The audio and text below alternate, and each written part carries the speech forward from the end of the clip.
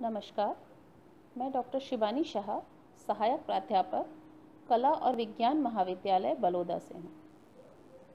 आज मैं आपके सामने एमए चतुर्थ सेमेस्टर के पाश्चात्य काव्यशास्त्र पेपर के अंतर्गत अरस्तु का अनुकरण सिद्धांत इस विषय पर चर्चा प्रस्तुत करूँगी।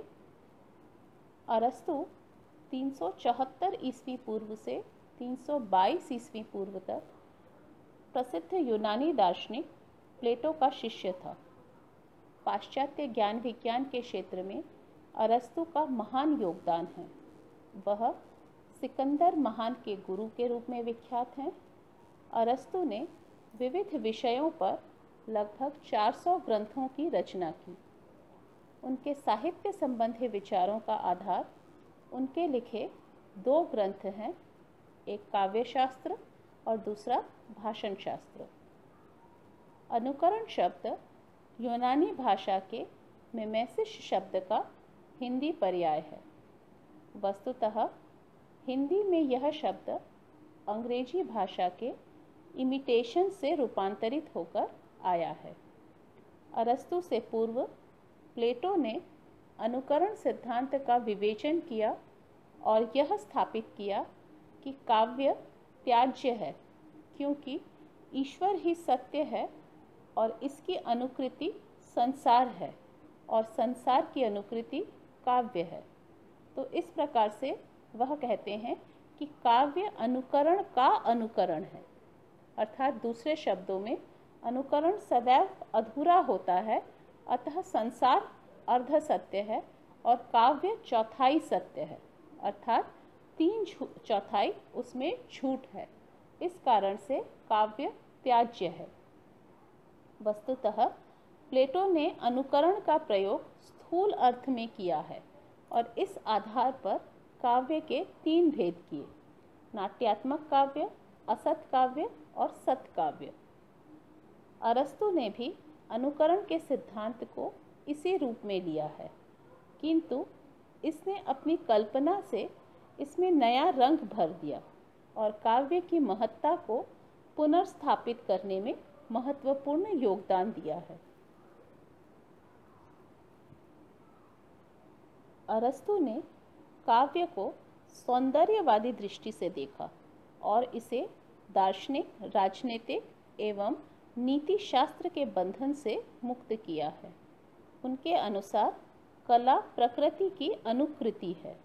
प्रकृति से उनका अभिप्राय जगत के बाह्य गोचर रूप के साथ साथ उसके आंतरिक रूप अर्थात जिसके अंतर्गत काम, क्रोध आदि मनोविकार आते हैं आदि से भी है।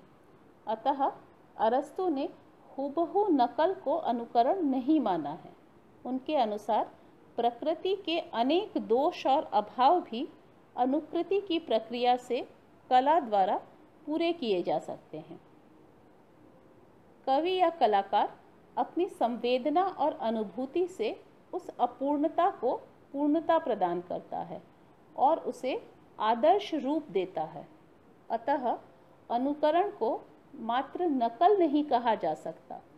अनुकरण सिद्धांत से इतिहासकार और कवि का भेद भी स्पष्ट हो जाता है।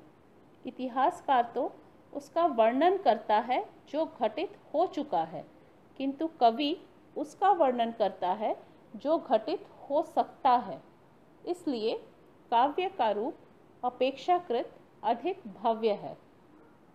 अरस्तु का यह भी मानना है कि काव्य स्वादन का रहस्य भी मनुष्य की अनुकरण की प्रवृत्ति में ही निहित है।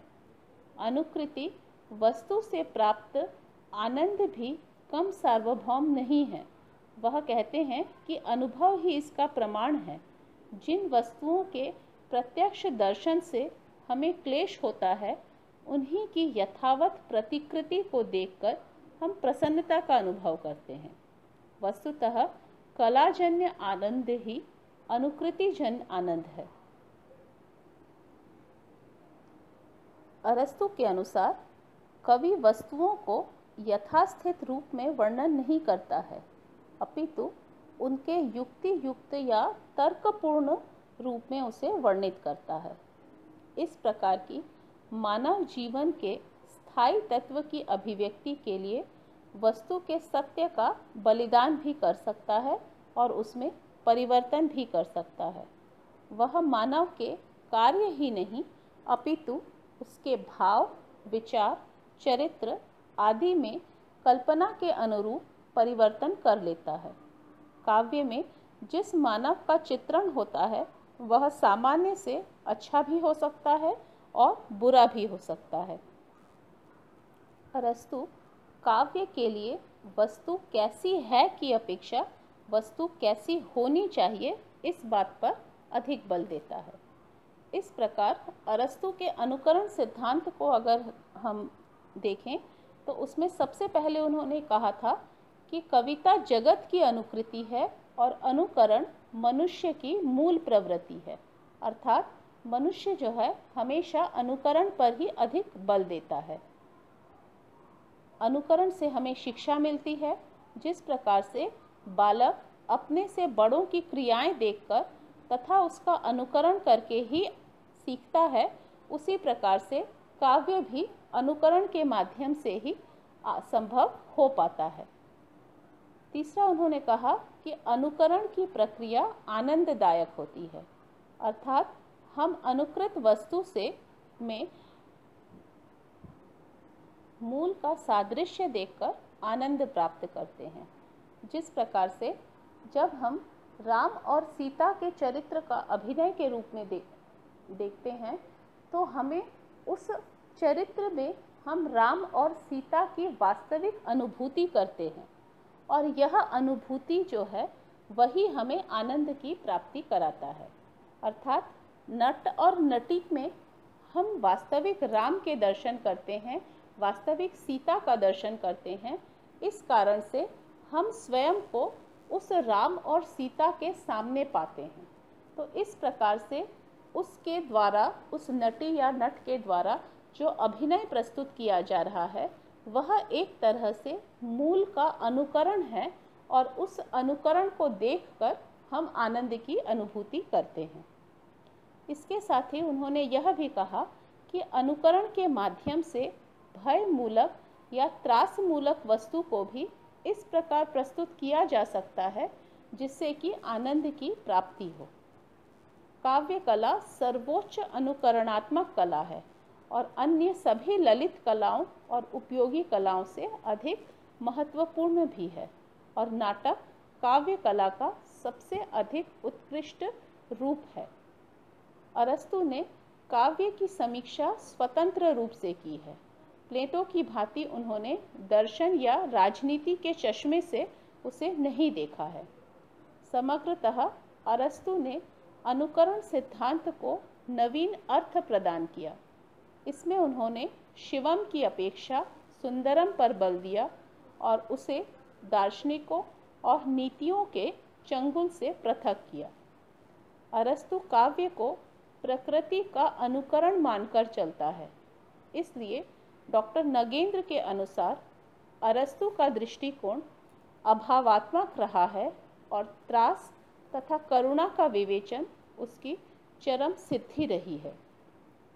अरस्तु ने कवि की निर्माण क्षमता पर तो बल दिया है, परंतु जीवन के विभिन्न अनुभवों से निर्मित कवि की अंतश्चेतना को महत्व प्रदान नहीं किया है। उनके सिद्धांत में एक कमी यह भी है कि वह आंतरिक अनुभूतियों के भी अनुकरण की बात करता है। अनुकरण का इतना विस्तार नहीं हो सकता है कि वह अनुभूति भी अनुकरण पर ही आधारित हो, वह तो वास्तविक होती है। यह उनके सिद्धांत की सीमा है। अरस्तु ने अनुकरण को नया अर्थ प्रदान करते हुए कला का स्वतंत्र अस्तित्व स्थापित किया और कला को संवेदन एवं बिंब विधायिनी शक्ति से संपन्न माना है तथा कलागत सौंदर्य को शिवत्व से अधिक महत्व प्रदान किया है।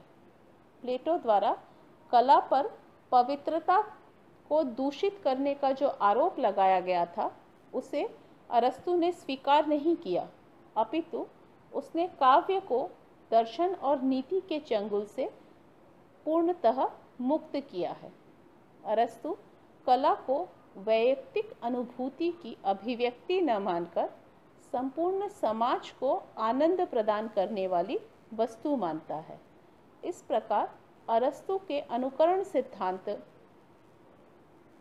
की अपनी अनेक न्यूनतम सीमाएं भी होनी चाहिए या है, परंतु अरस्तु का अनुकरण सिद्धांत अनेक दोषों से युक्त होकर भी काव्य में अनुकरण के सिद्धांत को महत्व प्रदान करता है और काफ़ी हद तक यह सही भी साबित होता है।